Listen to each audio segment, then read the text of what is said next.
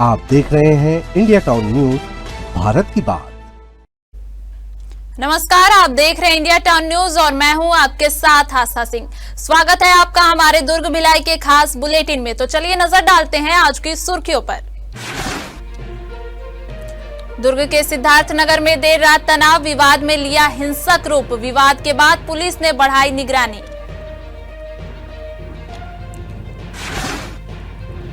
प्रदर्शन के दौरान हिंसा, 6 पुलिसकर्मी घायल, आरोपी न्यायिक हिरासत में।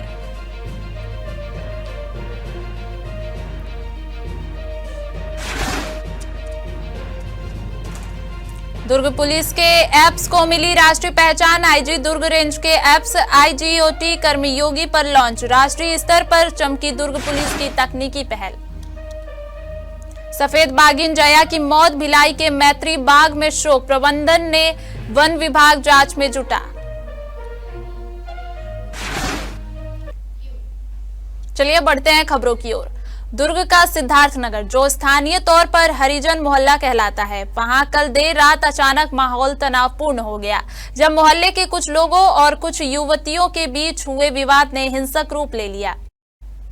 स्थानीय निवासियों के अनुसार मोहल्ले में देर रात शोर शराबे को लेकर रोक टोक किए जाने पर युवतियों ने कथित तौर पर आक्रामक रूप दिखाया।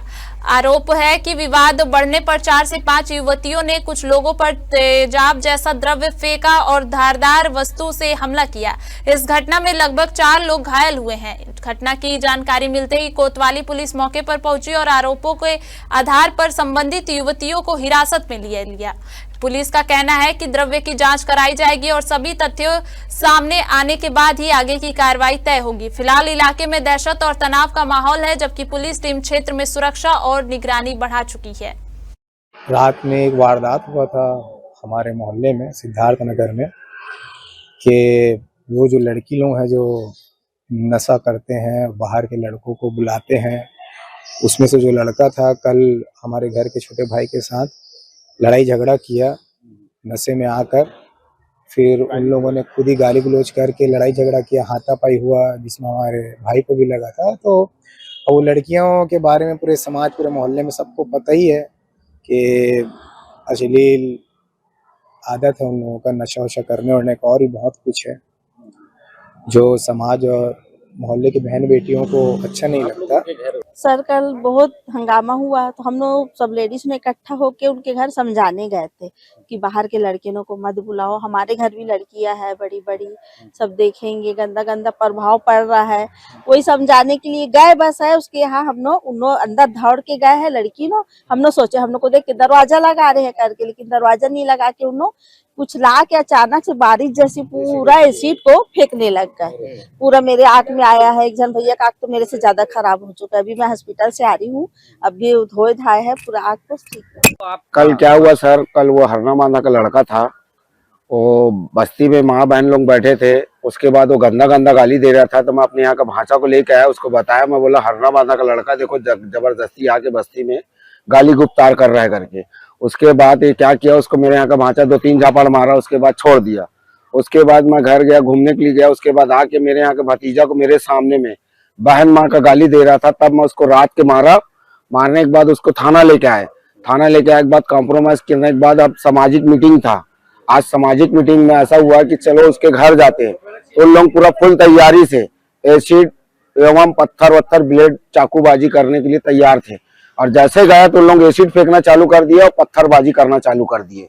दुर्ग कोतवाली थाना क्षेत्र के सिद्धार्थनगर एरिया में कुछ जो वहां पे रहने वाली लड़कियां थी, उनको लेकर के मोहल्ले वालों में आक्रोश व्याप्त था। मोहल्ले वाले वहां पे उन लड़कियों से बातचीत करने के लिए गए थे। इसी दौरान वो लड़कियां जो हैं, जिसमें 2 अपचारी बालिका हैं और 3 बालिग हैं, कुल 5 लोग हैं, ये पांचों के पांचों आक्रोशित होकर के और जो मोहल्ले वाले थे उन पे ब्लेड से हमला किया और उनके ऊपर टॉयलेट का जो एसिड क्लीनर होता है उससे वो फेंका, जिसके चलते मोहल्ले में काफी आक्रोश पैदा हो गया। प्रकरण में जो भी घायल थे उनकी रिपोर्ट पर जो 5 महिलाएं थी, 3 बालिग और 2 अपचारी बालिका, उनके विरुद्ध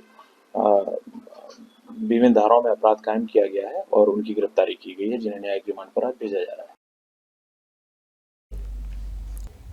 भिलाई निगम क्षेत्र के कैलाश नगर में सरकारी जमीन पर लगातार हो रहे कथित अवैध कब्जों के विरोध में वार्ड पार्षद नेहा साहू और स्थानीय रहवासियों ने मोर्चा खोल दिया है।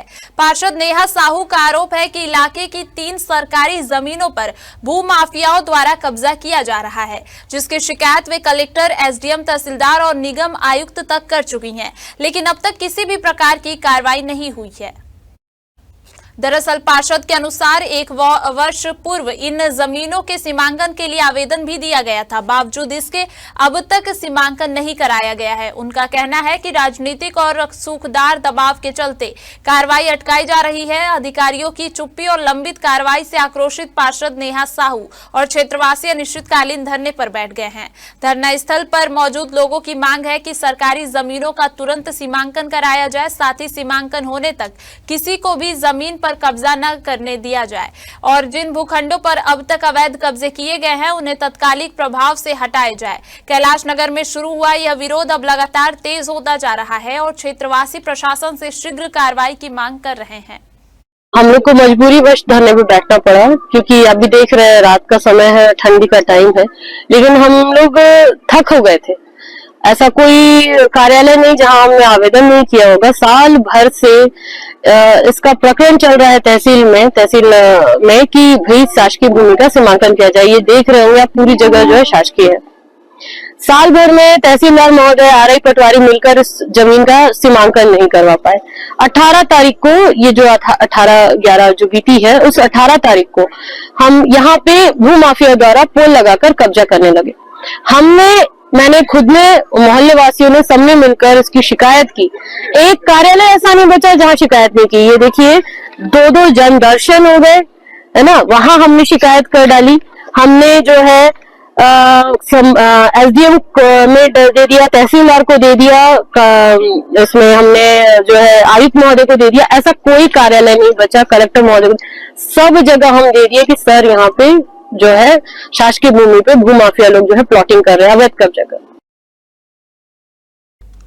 दुर्ग रेंज पुलिस के तकनीकी नवाचार को राष्ट्रीय स्तर पर बड़ी पहचान मिली है। Bureau of police research and development ने त्रिनयन और सशक्त ऐप पर आधारित ऑनलाइन प्रशिक्षण मॉड्यूल को भारत सरकार के IGOT कर्मयोगी प्लेटफॉर्म पर लॉन्च किया गया है। आपको बता दें कि त्रिनयन ऐप सीसीटीवी कैमरों की लोकेशन और जियो टैगिंग के जरिए पुलिस को तुरंत फुटेज उपलब्ध कराता है, जबकि सशक्त ऐप चोरी और लापता वाहनों की रियल टाइमिंग जांच की प्रक्रिया को तेज करता है। इन दोनों नवाचारों को IG दुर्ग रेंज राम गोपाल गर्ग की आधुनिक पुलिसिंग की पहल माना जा रहा है। IG ने पूरी टीम को इस उपलब्धि पर बधाई दी है। यह कदम पुलिस विभाग की कार्यकुशलता बढ़ाने और नागरिकों की सुरक्षा सुनिश्चित करने की दिशा में एक महत्वपूर्ण पहल मानी जा रही है। हमारे लिए आज खुशी का दिन है कि दुर्ग रेंज पुलिस द्वारा डेवलप की गई त्रिनयन और सशक्त ऐप को भारत सरकार के IGOT कर्मयोगी पोर्टल पर जगह मिली है। भारत के bureau of police research and development BPRND द्वारा एक ऑनलाइन कोर्स डेवलप किया गया है, जिसमें कि इन दोनों ऐप्स की यूटिलिटी और पुलिस की इसके लिए उपयोगिता दोनों के बारे में बताया गया है। यह करीब 11 मिनट का एक ट्रेनिंग प्रोग्राम है, जिसको कि विभिन्न पुलिस कर्मचारी, अधिकारी इसको कर सकते हैं और इन ऐप्स की जो उपयोगिता है उसके बारे में सीख सकते हैं। ये दोनों ऐप्स हमने क्राइम प्रिवेंशन और क्राइम डिटेक्शन के उद्देश्य से बनाई गई थी। राज्य सरकार द्वारा रजिस्ट्री शुल्क में की गई बढ़ोतरी के विरोध में बीते दिन रियल एस्टेट कारोबारियों के प्रदर्शन के दौरान हुई झूमा झटकी में 6 पुलिसकर्मी घायल हो गए। घटना के बाद दुर्ग पुलिस ने बड़ी कार्रवाई करते हुए कई आरोपियों पर गैर जमानती धाराओं में मामला दर्ज कर न्यायिक अभिरक्षा में भेजा है।